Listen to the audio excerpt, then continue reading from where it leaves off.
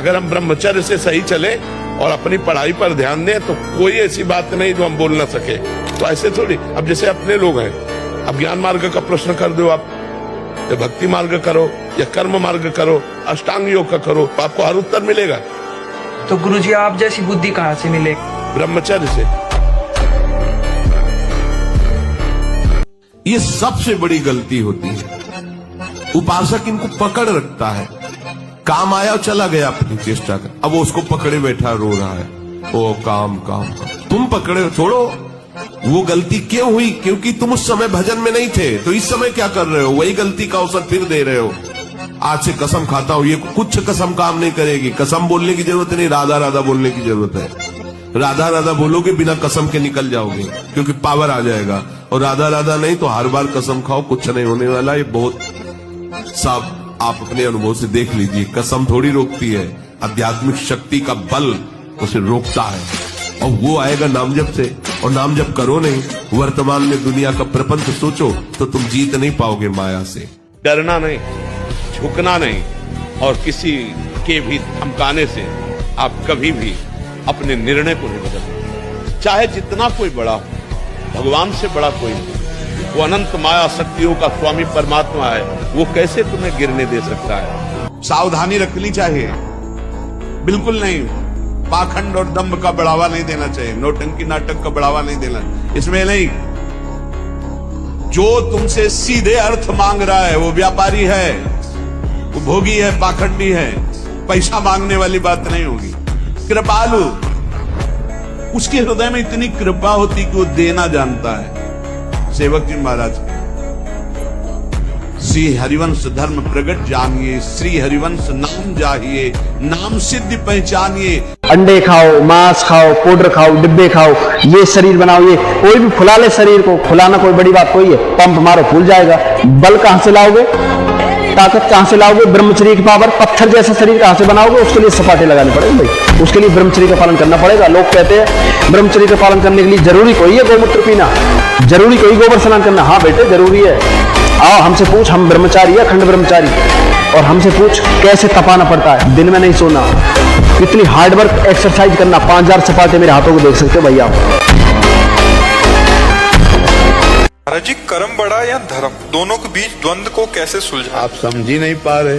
धर्म युक्त कर्म ही कर्म है, नहीं तो सब कुकर्म है। और वो कुकर्म सर्वनाश का खेल खेलता है। वो कुकर्म सत्यानाश कर देता है, जीवन चरित्र का नाश कर देता है। कानून का डर, शास्त्र का डर, भगवान का डर, गुरु का डर, ये तुम्हें माया से मुक्त कर देगा। और अगर ये डर नहीं है, स्वतंत्र हो गए, तो राक्षस बना देगा, राक्षस असुर बना देगा। सगुण रूप से भगवान का साक्षात्कार 8 करोड़ नाम जप करने वाले प्रभु ने। भगवान कितने में मिलते हैं तो संख्या में सुन लो, 8 करोड़ में साक्षात सामने सिया राम, राधे श्याम, शिव पार्वती जो चाहोगे वो खड़े हो जाएंगे। 8 करोड़ नाम जप करो और वो वाणी का सत्य वक्ता हो जाता, जो बोलेगा वही होगा। 8 करोड़ नाम जप करने वाला साधक जो बोलेगा, जाओ तुम्हारा मंगल हो जाए, मंगल हो जाए, जाओ तुम्हें भगवान का साक्षात हो जाए। ये वासनाएं, ये गंदी आदतें आपकी जीवनी शक्ति को नष्ट कर देंगे। बोलो 15 से लेकर 25-30 तक आपने ब्रह्मचर्य सब नष्ट कर दिया। अब आप केवल दिखाई दे रहे हैं कि मनुष्य है, मनुष्य में अब आपके अंदर ज्ञान शक्ति, स्मृति शक्ति, बल शक्ति, लोक कल्याण शक्ति, वो केवल नाटक भले बोल लो, तुम्हारे अंदर नहीं रह गई। अगर आप संयम से चलोगे, ब्याह हो, एक पत्नी व्रत ठीक से नियम, वो आप आगे गृहस्थ में भी होते हुए तेजस्वी रहेंगे।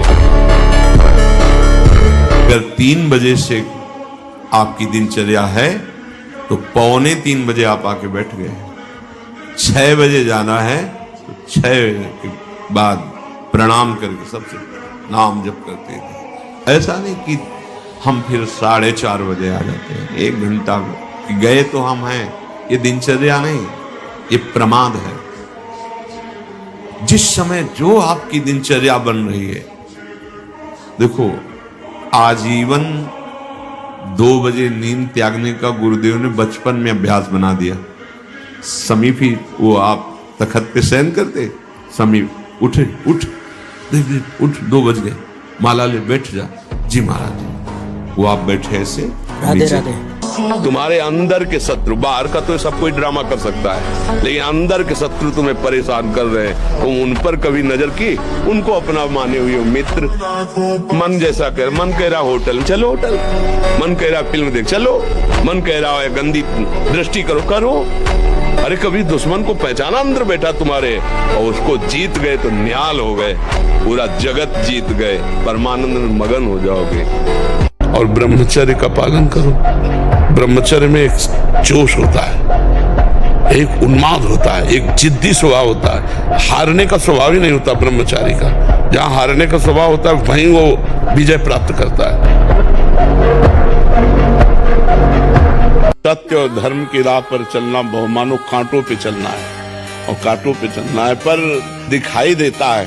जब चल पड़ोगे तो ये फूलों का राह है, ये फूलों का मार्ग है। जो अधर्म है वो कांटों का मार्ग है। पर अधर्म का मार्ग फूलों जैसा दिखाई देता है और धर्म का मार्ग कांटों जैसा दिखाई देता है, बड़ा कठिन दिखाई देता है। लेकिन जब चल पड़ोगे तो धर्मो रक्षते रक्षिता, धर्म तुम्हारी रक्षा करेगा और तुम्हें बलवान बनाएगा। जिंदा भुनोगे, क्योंकि जिंदा भून के खाया है। जैसे तुमने काटा है ना, ऐसे फटोगे रोड में, चिथड़े उड़ जाएंगे। काल कभी नहीं बख्शेगा। प्रार्थना मान लो तो मान लो, नहीं परिणाम आगे चल के देख लेना। इसी जन्म में तुम्हें समझ में आ जाएगा, इसी जन्म में अंतिम श्रेणी तक समझ में आ जाएगा। और जब तक तुम्हारा काम पूरा ना हो जाए, ब्रह्मचर्य से रहो। झूठ मत बोलना, मदिरा मत पीना, मांस मत खाना, और नाकाम हो जाए तो मैं बताना कि पवित्र आचरण, ब्रह्मचर्य, सत्यवाद, पवित्र भोजन, संयम से ब्रह्मचर्य का नाश करता है। देखने से बदसूरत नजर आने लगेगा, चाहे जितना गोरा हो, चाहे जितना ऊपर से चिकनाहट लगाए हो, लेकिन उसके कपोल और नेत्र बदसूरत होंगे। चिकनाहट से मतलब नहीं है, एक आकर्षण होता है भागवती, होश में नहीं होगा। ब्रह्मचर्य, पवित्र आहार, संकल्प बल और शरीर बल दोनों बल पुष्ट होता है। किसी ने कहा कि महाराज जी, यही प्रश्न किया था एकांती में, कि आप और आपके चेले बड़े अष्टपुष्ट है, आप अच्छा दूर से देख के बताओ क्या हम आपको लगते हैं किडनी फेलियर है? आप विचार करके देखो। क्यों? क्योंकि हम हर समय प्रसन्न रहते हैं। दुखों से लड़ना पड़ेगा, दुखों को जीतना पड़ेगा। ये संसार दुखालयम है, संघर्ष करना पड़ेगा। संघर्ष हमारा जीवन है। डरते क्यों? डरते इसलिए तुमने महाबल का आश्रय नहीं लिया। भगवान महाबल है। कर तुम अकर तुम मन्य था, कर तुम सर्व समर्थ। जहां सुई का धागा भी नहीं जाता वहां से अनंत ब्रह्मांड पार कर दे। ऐसे सामर्थ्यशाली प्रभु का भरोसा कर लोगे, जिनके एक संकल्प से निमिष मात्र में अनंत ब्रह्मांडों का सृजन हो जाता है। तो हमारा नुकसान हो गया तो क्या परेशानी? वो हमारे लिए नई सृष्टि रच देगा। मेरा मालिक है, उसके विधान से हुआ है। कोई होगा मंगल विधान। भक्त ऐसे सोच करके मृत्यु के समय भी भयभीत नहीं होता, भयावह समय में भी भय नहीं आता। ये जो नया चला है ना, दोस्त बनाना, और दोस्त का मतलब गंदे आचरणों को शिक्षा देना, गंदे आचरणों में उतर जाना, वो दोस्त नहीं, वो भारी दुश्मन है। मित्र उसे कहते हैं जो कुपथ निवार सुपंथ चलावा, जो कुमार्ग से हटाकर सतमार्ग में पहुंचाए। उसे मित्र नहीं कहते जो धर्म भ्रष्ट कर दे, जो हमारी आदतों को गंदी कर दे, जो हमारे साथ खिलवाड़ करके हमारे जीवन को बर्बाद कर दे, उसे मित्र कहते हैं। वो दुश्मन है, केवल मित्र का बाना पहनकर हमारा सर्वनाश कर रहा है। हम अपने माता पिता, धर्म, सतमार्ग सबका त्याग करके ऐसे दुश्मन जो हमारे जीवन को नष्ट कर, उनको हम कहते हैं फ्रेंड कहते हैं। ये फ्रेंड है, बिल्कुल सावधान हो। ये परमार्थ के सूरवीर योद्धा का मार्ग है। इसमें ऐसे फिसड्डी नहीं चलता। काम आया तो काम गिरा दिया, क्रोध आया क्रोध गिरा दिया, दुखद परिस्थिति आई भगवान को भूल गए, ऐसे नहीं। एक बार संसार के अनेक खेल खेल चुके हो, एक बार खेल देखो। हजारों करोड़ों जन्म न्यौछावर कर दिए संसार के भोगों में, संसार के प्यार करने वालों में। एक जन्म प्रभु को न्यौछावर करके देखो। अगर अनंत जन्मों की बिगड़ी न बन जाए तो हमें बताना। ब्रह्मचर्य का विमल प्रताप प्रकट होता है। वीरवान बलवान होता है, विद्वान होता है, तपस्वी होता है, मनस्वी होता है, त्यागी होता है, तत्व चिंतन परायण होता है। ब्रह्मचर्य में अलौकिक अमानुषिक शक्ति जागृत हो जाती है। अमानुषिक ऐसा कैसे हो सकता है? हो सकता है क्योंकि ब्रह्मचर्य है। ब्रह्मचर्य को पुष्ट रखने के लिए कम से कम 48 मिनट बिना हिले डुले पद्मासन और सिद्धासन का अभ्यास करना चाहिए, मेरुदंड सीधे करके। ऐसे 48 मिनट बिना हिले डुले सिद्धासन और पद्मासन का अभ्यास करे, आहार शुद्ध रखे, तो ब्रह्मचर्य ऊर्ध्वरेता होता है। जो ब्रह्मचारी है उसका ऊर्ध्वगामी वीर हो जाता है। ब्रह्मचर्य अत्यंत आवश्यक है। नींद पर काबू पाने के लिए, शरीर पर शासन करने के लिए, मन पर शासन करने के लिए, दिव्य आनंद का अनुभव करने के लिए ब्रह्मचर्य नींव है, नींव। कौन सुंदर है? कोई सुंदर लग रहा है तुम्हें? बहुत ही धोखा है बच्चा। क्या सुंदर लग रहा है? क्या सुंदर लगा? छिरी कितने सुंदर लगेगा तुम्हें? सुबह सो के उठते हो, आंखों में सुंदरता निकलती है क्या? कीचड़ निकलता है ना कान में, और नीचे के क्या सुंदर है? पेशाब टट्टी के द्वारे सुंदर लग रहा है तुम्हें? अखार के थूक दे अभी तो क्या, कैसा लगे? कहा है सुंदरता? कहाँ? चीर के देखो, छोड़ दो, मवाद निकलने लगे कुछ दिन में सड़के वहां। क्या सुंदर है?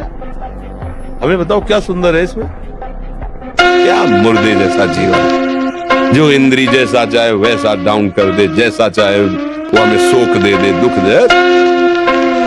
थोड़ा सा साहसी बनो, तुम भगवान के अंश हो, तुम कुछ भी कर सकते हो, कुछ भी।